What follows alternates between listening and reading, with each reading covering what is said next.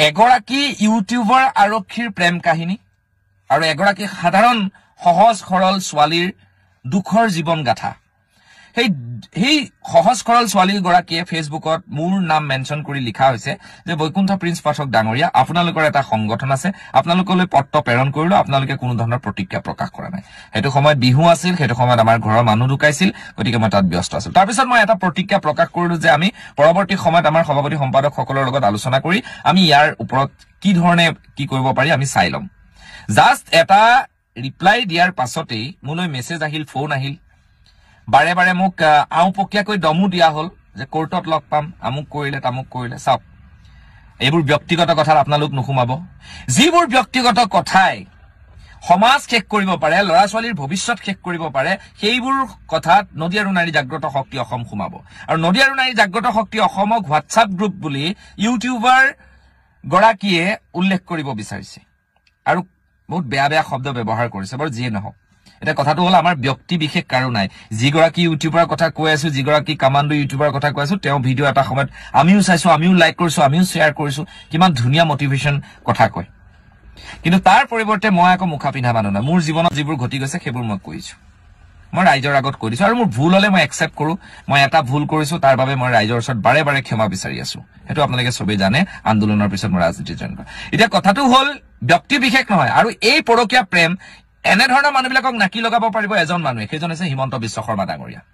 যেনেকে এটা দিনত ডাম্পাৰৰ বিৰুদ্ধে তেওঁ এটা কথা কৈছিল যে ডাম্পাৰখিনি কালিৰ পৰা স্পীড কমাই দিয়া হ'ব পৰীক্ষা কৰা হ'ব লগে লগে আৰক্ষী বিভাগে ডাম্পাৰ ৰাস্তাত উঠাই উঠাই চকা পৰীক্ষা কৰি আছে কিমান স্পীড আছে চকাৰ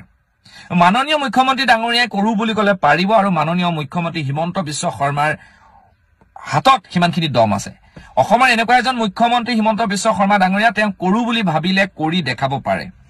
তৰুণ গগৈ তাৰ পিছত হিমন্ত বিশ্ব শৰ্মা তৰুণ গগৈ আন্ধাৰৰ পৰা সমাজখন পোহৰলৈ আনিছিল আপোনালোকে এইবিলাক জানে এটো মিছা কথা কৈ লাভ নাই ঠিক তেনেকে হিমন্ত বিশ্ব শৰ্মা ডাঙৰীয়া যেনে ইমান ৰিস্ক লৈ তেওঁ কাম কৰি আছে বহুত তেওঁ ৰিস্ক লৈছে জীৱনত সেম কন্ডিশন আমাৰ হৈ গৈছে এতিয়া আমি হেনু ব্যক্তিগত কথাত মাত পাতো কিয় আমাৰ ব্যক্তিগত কথাত কোনোবা যদি আইনী প্ৰক্ৰিয়াৰে ডিভোৰ্স হৈছে তাৰ পিছত আমি তাত গৈ মাত মাতিবলগীয়া কিবা কথা আছে নেকি আমাৰ কেতিয়াও কথা নাই কাৰোবাৰ হাজবেণ্ড ওয়াইফৰ মাজত মনোমালিন্য ঘটিব পাৰে বেয়া হ'ব পাৰে কিবা হ'ব পাৰে আমাৰ কথাটো হ'ল যে আমি যিখন মেমৰেণ্ডাম দিছো যে পত্নী আৰু স্বামীৰ মাজত কোনো ছোৱালী বা বুৱাৰী সোমাব নোৱাৰিব যিদিনাৰ পৰা ডিভোৰ্স দিব যাৰ চাকৰি আছে তেওঁ মেইনটেনেন্স দিব লাগিব ল'ৰা ছোৱালীৰ পঢ়া শুনা খৰচৰ কাৰণে আৰু ঘৰৰ মানুহে ছোৱালী হওক পুৰুষক হওক অত্যাচাৰ কৰিব নোৱাৰে পুৰুষসকলো সমানে নিৰ্যাতিত হৈ আছে এই কেছটোত চাব দেই তেওঁলোকে মোক বুজাইছে যে ব্যক্তিগত কথা আপুনি নুসুমাব আমুক তামুক মইতো সোমোৱাই নাই নিজে নিজে মোৰ বিষয়ে লিখি লৈছে এক পাতমান কথা মোক সন্মান নালাগে মই ভিডিঅ' বনাই সন্মান বিচাৰি ফুৰা মানুহ নহয় মোক গামোচা নালাগে মই প্ৰতিটো মঞ্চত কওঁ মোক গামোচা নিদিব এই সব মোক নালাগে আপোনালোকক লাগিব পাৰে আপোনালোকে ইউটিউবত ভিডিঅ' বনাইছে আপোনালোকৰ পৰা বা লাগিব পাৰে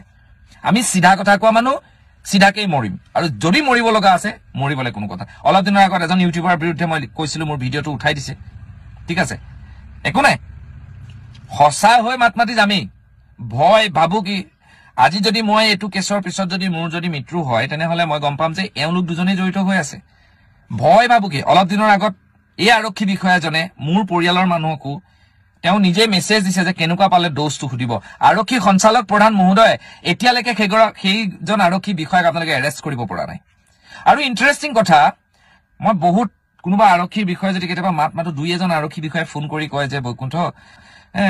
তেওঁ এনেকুৱা কথা তেওঁ বহুত বেয়া মানুহ নহয় দেই তেওঁ ভাল মানুহে ফচুৱা হৈছে কিন্তু এই দুগৰাকী আৰক্ষীৰ হৈ মাতোতে অসমৰ আধা সংখ্যক বুলি ক'ব পাৰি সবেই কিন্তু কোনেও কৈছে যে এওঁলোক প্ৰকৃততে বেয়া মোক বেয়া বুলি উপস্থাপন কৰিবলৈ গৈছে মোৰ এগেইনষ্টত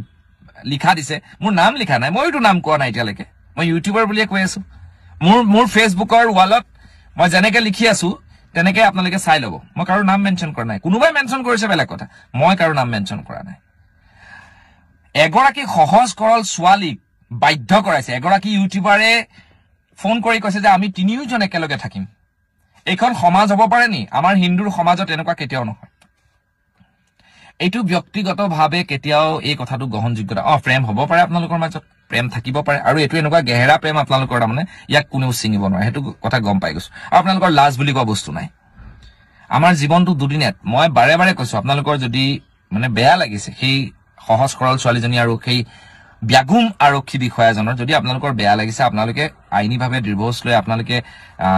সমাজৰ পৰা ধুনীয়াকে আপোনালোকে বিদায় লৈছে আপোনালোকৰ কোৰ্ট কেছ চলিছে তাত ক'ব লগা নাই আমাৰ খংটো ক'ত উঠিছে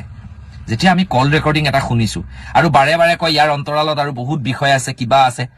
মোৰ প্ৰশ্নটো হ'ল যে এগৰাকী হাজবেণ্ড আৰু ৱাইফৰ মাজত এগৰাকী ছোৱালীৰ এন্টি কি কাৰণে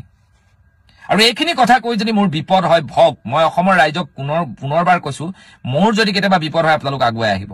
হাজাৰ হাজাৰ নাৰীয়ে কান্দি আছে আজি ঘৰত হাজাৰ হাজাৰ পুৰুষে কান্দি আছে সমানে আৰু তেওঁ লিখিছে মোৰ বাৰ বিষয়ে আৰে মই অপেন কৈ আছো আপোনাক মোৰ বিষয়ে লিখিছে মই কৰিছো কিন্তু আপুনি যিদৰে লিখিছে মই যে আপোনাক যে উত্তৰ দিলো যে মই এনেকুৱা আছিলো 100 গৰাকী নাৰী এনেকুৱা এনেকুৱা সেই কথাটো মই আপোনাক কি মেনশন কৰি কেনেকুৱা ধৰণৰ সুৰত কৈছো অলপ এইটো আছে এইটো নাই কাৰণেতো আপুনি এইবিলাক কাম কৰি আছে আৰু মই ভিউৱাৰ্ছ সকলকো কম তেওঁলোকৰ পৰিয়ালক তেওঁলোকৰ ভনীয়েক কোনোবা বিয়া হৈ গৈছে কিবা আছে এইবিলাক মানুহক একো নাটানিব কাৰণ তেওঁলোকৰ এটা বেলেগ চেপ্টাৰ এগৰাকী এটা বেলেগ চেপ্টাৰ তেওঁ মোক অকলে লগ কৰিব মাতিছে মই যাম অকলে লগ কৰিবলৈ মোক মাৰিব মাৰক তেওঁ আৰক্ষীৰ পোছাকত দম আছে থাকক মই যাম মোক যদি এইখিনি কৰিব লগা আছে কৰক মোৰ একো আপত্তি নাই মই যদি সমাজৰ ভাল কাম কৰি পেলাই মৰিব আছে মৰি যাম কিন্তু কথাটো হ'ল যে এনেকুৱা ধৰণৰ এই ধৰণৰ কাম অসমত চলিবলৈ দিয়া নহব নদী আৰু নাৰী জাগ্ৰত শক্তি অসমলৈ বহুত শত্ৰুতা বাঢ়িছে কাৰণ ডাঙৰ ডাঙৰ মানুহ ইয়াৰ লগত কিছু জড়িত হৈ আছে আমি কিন্তু প্ৰত্যেকগৰাকী মানুহকে সমান সমদৃষ্টিৰে চাবলৈ আমি সময়ৰ অভাৱত কাৰোবাৰ হৈ মাত মাতিব পৰা নাই সঁচা কথা আমি কাৰোবাৰ উত্তৰ দিব পৰা নাই সঁচা কথা কিন্তু নদী আৰু নাৰী জাগ্ৰত শক্তি অসম প্ৰতিখন জিলাত প্ৰতিখন মানে অঞ্চলত আছে আৰু থাকিব আৰু হোৱাটছআপ গ্ৰুপ বুলি কোৱাটো আমি প্ৰমাণ দিবলৈ গৈ আছো আমি মেমৰেণ্ডাম দিছো মেমৰেণ্ডামৰ উত্তৰ অহালে আমি অপেক্ষা কৰিছো ধন্যবাদ জয়